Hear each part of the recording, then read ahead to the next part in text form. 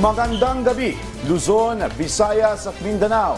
Narito na ang nagkakaisa at pinakamalawak na pagbabalita. Sa pangunguna ng Presidential Communications Office na kinabibilangan ng Philippine Information Agency, Philippine News Agency, Presidential Broadcast Service, Radyo Pilipinas, IBC at PTV. Mula sa PTV, ako po si Sheila Salaysay. Ihahatid namin ang mga komprehensibo at mahalagang balita mula sa iba't ibang bahagi ng bansa. Mula sa PTV, ako po si Joshua Garcia. Ito ang Balitang Pambansa.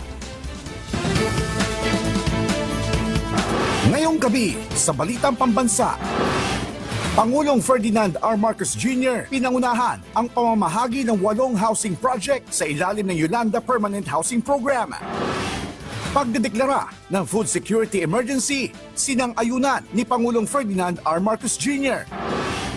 Metro Manila Mayors, suportado ang Rice for All program. Tulong ng gobyerno para sa mga apektado ng Bulkang Kanlaon, pumapalo na sa 172 million pesos. At supply ng baboy, makaka-recover sa loob ng 2 hanggang 3 linggo, ayon sa Department of Agriculture.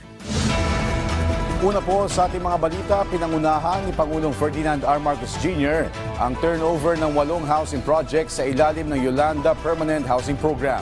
Ang detalye sa Balitang Pambansa ni Kenneth Pasyente ng PTV Manila.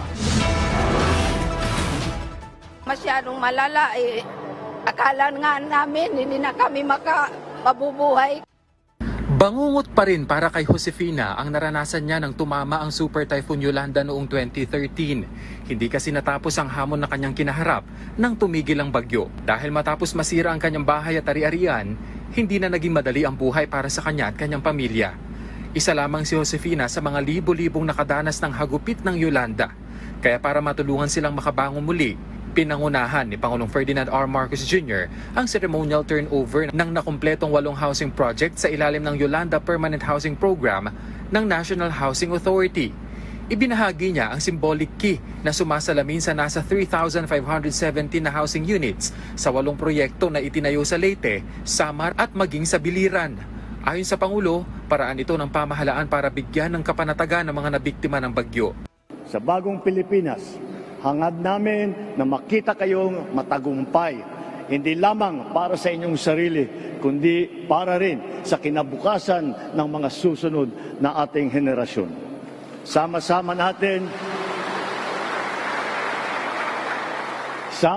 natin pahalagahan ang mga tahanang ito na siyang magsisilbing pundasyon ng mas matatag na pamayanan at mas maaliwalas na kinabukasan.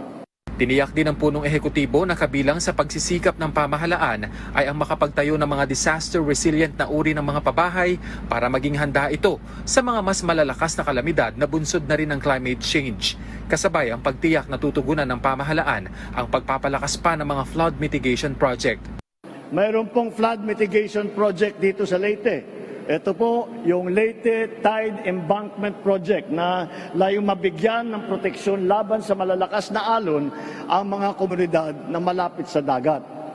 Lagpas sa kalahati na ang nagawa sa proyektong ito. Hangad ko sana na sa lalong madaling panahon ay matapos na rin ito ng DPWH o Department of Public Works and Highways. Sa buong bansa, ating binibigyang pansin ang pagsisiguro ng lahat ng flood control projects ay tiyakin natin na maayos ang disenyo upang makayanan nito ang dumadalas ng mga pag-ulan at ng pagbaha. Tinatayang nasa 22 square meters hanggang 28.60 square meters ang lawak ng floor area ng bawat housing units. Wala na rin silang babayarang amortization. Siniguro rin ng NHA na naipatayo ang mga housing project na ito sa mga ligtas na lugar. Tiniyak naman ng Pangulo na kasalukuyan ng tinutugunan ng gobyerno ang mga naunang housing project para matirhan na ito ng mga benepisyaryo. Ang ginawa ng mga pabahay, substandard, kulang sa kuryente, kulang sa tubig, kulang kalsada, napakalayo, kaya't hindi masyadong nagamit.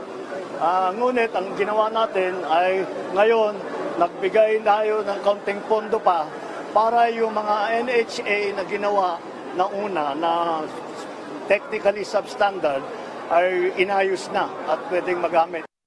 Mula PTV, Kenneth Pasyente, Balitang Pambansa. Inanunsyo ng Department of Human Settlements and Urban Development o DSUD na naabot nila ang 100% resolution rate sa mga reklamong ipinadala sa 8888 Citizens Complaint Center ng Office of the President para sa taong 2024.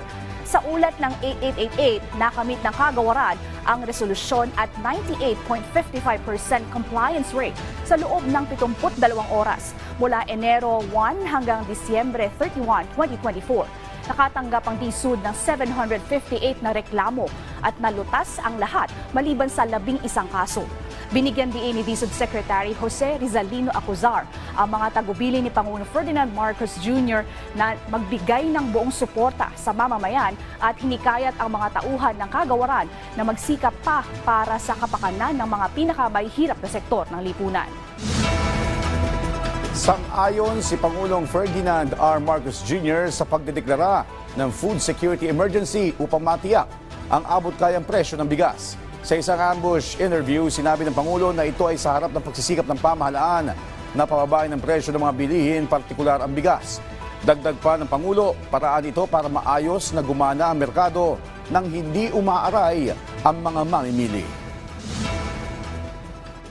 The reason that we are doing this is ginawa na natin lahat upang ibaba ang presyo ng bigas. Ngunit the market is not being allowed to work properly. Hindi nasusundan ang demand and supply curve dahil hanggang ngayon kahit ibaba mo lahat ng inputs, ang pagbenta pa rin, mataas pa rin. And so we have to force that price down and we have to make sure that the market works properly, na walang friction cost na nangyayari dahil sa sari-sari iba't ibang bagay. At Good news po sa mga mamimili. Mabibili na simula ngayong araw ang mas murang bigas na nagkakahalaga ng 38 pesos kada kilo sa mga kadiwa ng Pangulo Kiosk. Ang detalye sa Balitang Pambansa ni Isaiah Mirafuentes ng PTV Manila. Madalas mamili si Vilma sa Kamuning Public Market. Sa tuwing namimili siya, halos nauubos ang budget niya sa bigas pa lang. Hindi rin niya ito maiaalis sa kanyang listahan dahil alam niya na mahalaga ito sa hapagkainan. Kaya malaki ang pasasalamat niya nang malaman niyang may kadiwa ng Pangulo sa Kamuning Public Market. Kasi po, super mahal talaga ang bigas ngayon, sir. Minimum nila 60. Tapos ngayon nakita ko 29, itatry ko lang po. Opo, malaki ng tipid po, sir. Kasi yan, laki ng nalilis sa 60 kilos eh. 60 ang kilo, di ba? Tapos ngayon 29. O di yan, laki ng nalis mo. Simula ngayong araw, mabibili na sa kadiwa ng Pangulo Kiosk ang tig 38 pesos na bigas. Ang dating tig 40 pesos na bigas, ngayon, mabibili na ang tig 38 pesos na bigas sa kadiwa ng Pangulo Kiosk. Ito yung mga bigas na RFA 25 o 25% broken. Sa panayam ng Radyo Pilipinas, sinabi ni DA Spokesperson Assistant Secretary Anel de Mesa, nasa 20 pamilihan na nagbibenta ng 38 pesos na bigas per kilo. Samantala, umaasa ang DA na mapapalawak pa ang kadiwa stores sa Metro Manila. Hinihikayat sila na itong kadiwa ay magkaroon din ng outlet sa 150 na private and public market sa buong National Capital Region. Maliban sa tig 38 pesos na bigas, mabibili rin sa kadiwa ng Pangulo Kiosk ang tig 45 pesos na bigas o yung 5% broken rice. Available rin ang tinatawag na sulit rice sa halagang 36 pesos at ang aging but good quality rice stock ng NFA na tig 29 pesos. Simula sa Lunes, ang pagpapatupad ng maximum suggested retail price na 58 pesos sa mga imported na bigas.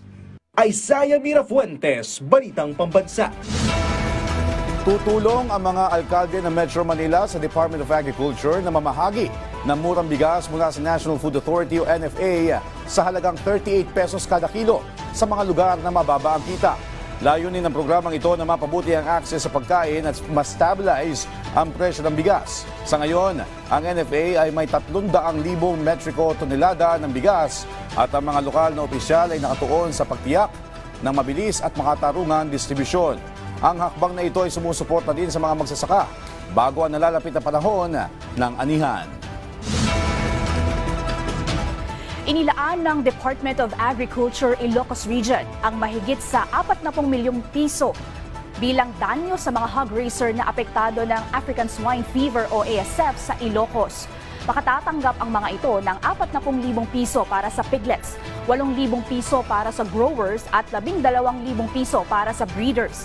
Samantala, 63 hog raisers mula La Union ang makatatanggap ng 4 na milyong piso at mahigit 40 milyong piso naman para sa ikalawang batch mula sa La Union at Ilocos Sur.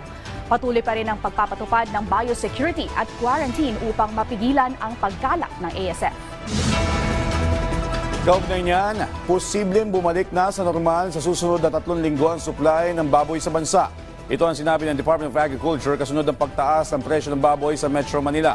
Ayon kay Agriculture Secretary Francisco Tiu Laurel Jr., bumagsak ang supply ng baboy sa bansa dahil sa nagdaang Christmas season. Pero tiwala ang ahensya na makaka-recover na ito at dadami na muli ang supply. Tiniyak naman ng DA na walang kakulangan ng supply ng baboy sa bansa. Magandang araw po sa inyong lahat. Ako po si Roberto Del Penado Sarmiento, taga President Quirino Sultan Kudarat. 14 years old pa lang po ako noong nagsimula akong tumulong sa aking mga magulang sa farm. Noong 23 years old po ako, kami na talaga ng mga kapatid ko ang naging tenant ni Urbano Patricio. Dahil hindi na makayanan ng tatay ko na magsaka. Pinuntahan kami ng DAR dahil sa intensyon ni Urbano na ibinta sa gobyerno ang kanyang lupa sa pamamagitan ng DOS. Tapos kami ang nakita na aktual na nagsasaka kaya kami ang nailagay sa CLOA. At noong taong 2000, lumabas na ang aming titulo na collective CLOA. Noong mayroon ng split project, pinuntahan kami ng DAR noong 2022 para ma-individual ang collective na titulo na inisyu sa amin. At noong 2024, naipalabas na ang aming individual na titulo. Maraming salamat po kay President Ferdinand Marcos Jr., kay Secretary Conrado Estrella III. Makakaasa po kayong hindi ko po ito sasayangin. Bayan, huwag po kayong bibitiw at pagbabalik po ang Balitang Pambansa.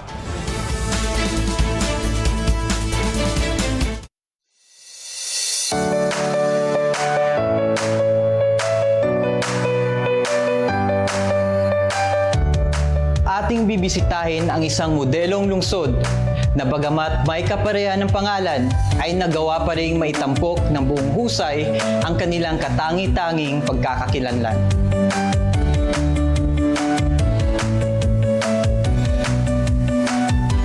Ipinagmamalaki sa mundo ang saganang ekonomiya at mga industriya at ang kanilang patuloy na paglingap sa kulturang kinagisnan at pamilyang pinagmulan.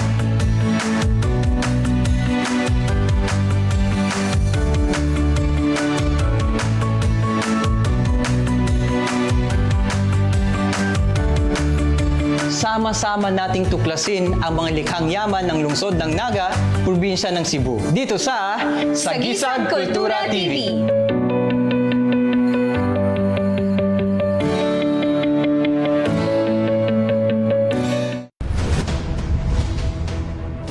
For the longest time, kasi ang ginagawa sa EDSA is just yung mga reblocking here and there, reblocking every weekend. This is one of the things that we want to rehabilitate EDSA into a world-class thoroughfare naman, and we want it to be done permanently. Ito, ang in person.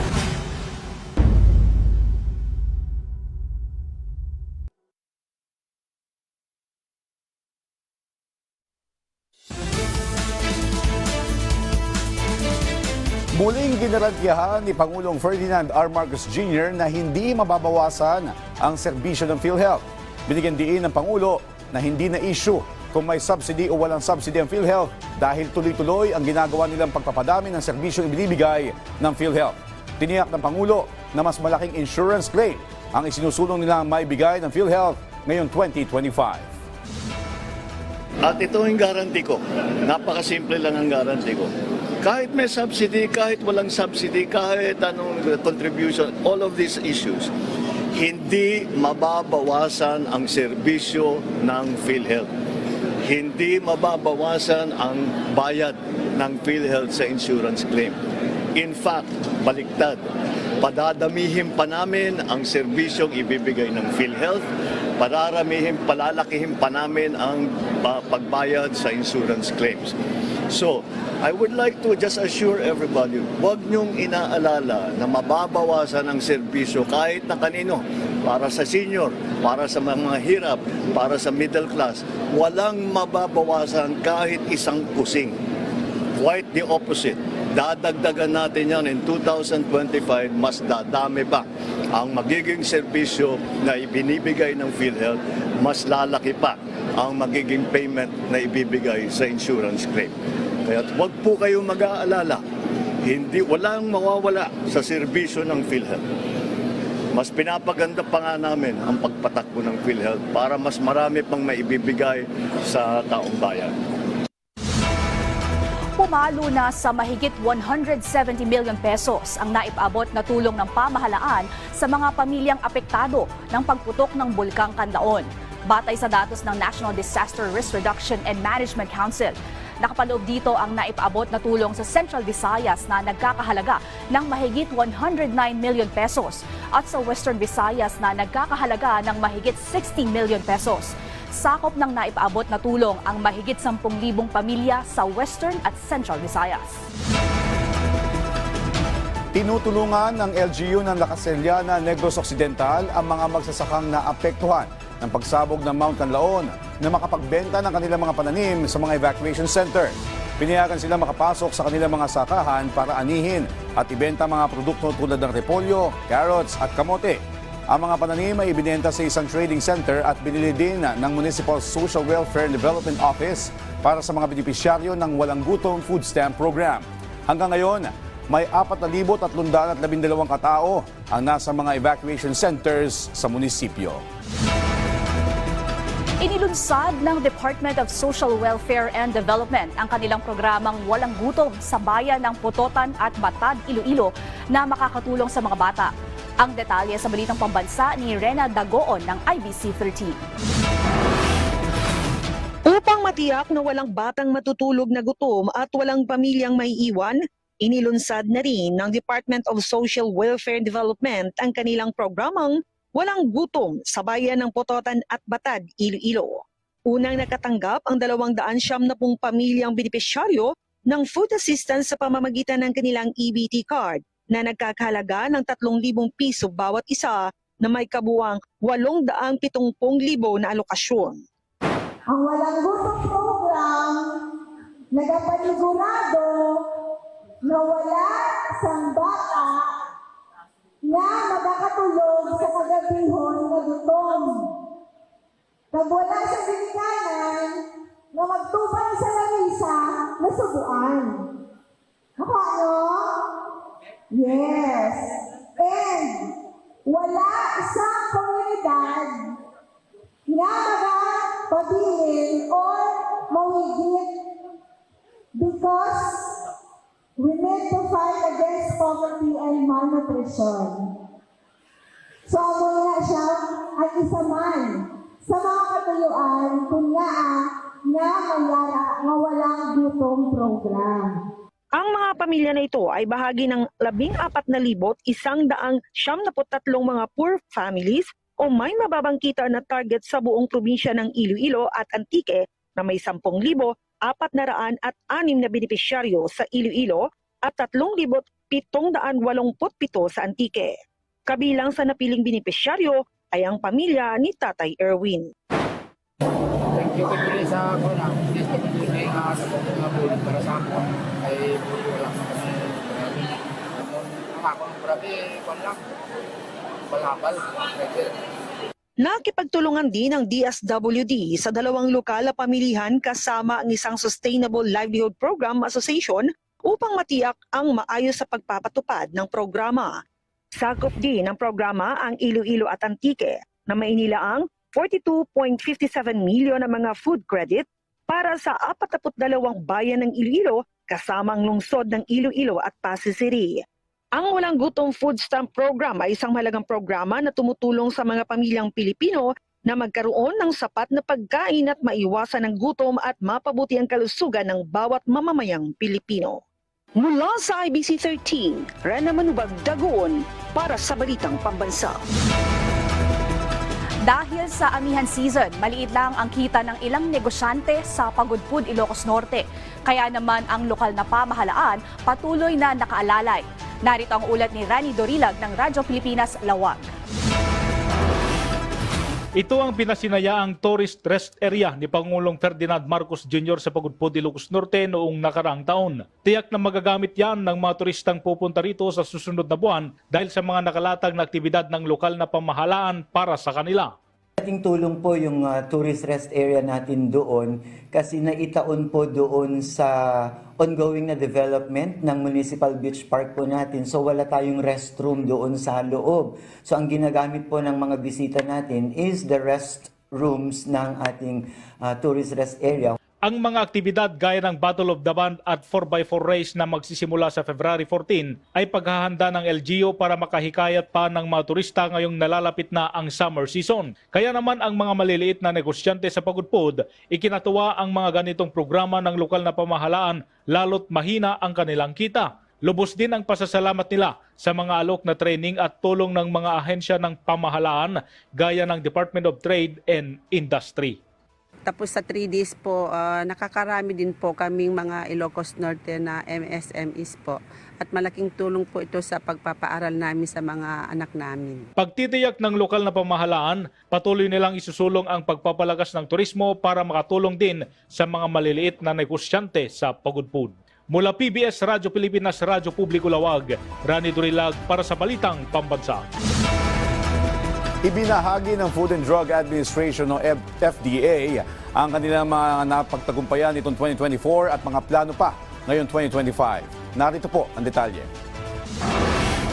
Murang gamot, pag-agapay sa micro, small and medium enterprise at ease of doing business. Ilan lamang ito sa mga ibinahagi ng Food and Drug Administration sa programang Bagong Pilipinas Ngayon para sa kanilang mga napagtagumpayan nitong nakaraang 2024 at mga plano pa ngayon 2025. Ayon kay FDA Director General Dr. Samuel Zacate, isa sa mga ipinagmamalaki ng ahensya ay ang mga mas pinahusay pa nila ng mga polisiya katulad ng pagpapalawig sa validity ng license to operate kung saan ang dating 3 years initial 5 years renewal ngayon ay 6 years initial 12 years renewal para sa mga distributor, manufacturer at importer habang maaari na mag-apply ang mga MSME ng 3 years initial at 6 years renewal para sa kanilang mga negosyo. It will give more stability for the stakeholders in the company for their product and for their operations to be more continuous, no, on top of our mandate to safeguard the public health through post-marketing survey kasi ini-inspect namin yan eh. Kasabay ito ng mga inisyatibo ng ahensya para sa mga micro-small business katuwang naman ng mga lokal na pamahalaan, academies at mga kooperatiba sa buong bansa. Alinsunod naman sa utos ni Pangulong Ferdinand R. Marcos Jr. at marching order nito sa FDA na tangkilikin ng sariling atin, patuloy nilang isinusulong ang pagkakaroon ng sariling hub ng bansa para sa mga medical manufacturers ng mga pharmaceutical and medical devices. We also top one of the PEZA declared zone which is in Victoria, Tarlac. We also had the office there and laboratory na ongoing na po ang construction at itatayo na rin po yun for this year, matatapos hopefully by this year and we will launch eventually the ribbon cutting of the first ever PharmaDev Zone at nangyari lang po yan sa panahon ni Bongbong Marcos. Ipinagmalaki rin ng FDA ang pagpapabilis ng regulatory process sa pharmaceutical exports at active pharma ingredients para mas mapabilis ang pag-aproba ng mga ligtas na gamot. Samantala, puspusan ngayon ng FDA sa pagtutok sa mga counterfeit na gamot kasabay ng mga inisyatibo nito para mas mapalago pa ang cosmetic industry sa bansa. Mula PTV, Joshua Garcia para sa Balitang Pambansa. At dyan po nagtatapos ang 30 minutong ulat sa bawat sulok ng bansa. Samahan niyo kami muli mamayang alas 9:30 ng gabi para sa updated at pinalakas pang balitaan. Mula sa PTV, ako po si Joshua Garcia. Ito ang pinalawak na puwersa sa pamumuno ng Presidential Communications Office, kabilang ang Philippine Information Agency, Philippine News Agency, Presidential Broadcast Service, Radyo Pilipinas, IBC at PTV. Mula sa PTV, ako naman po si Sheila Salaysay. Hatid sa inyo ang komprehensibong paghimay sa mahalagang usapin dito lang sa Balitang Pambansa.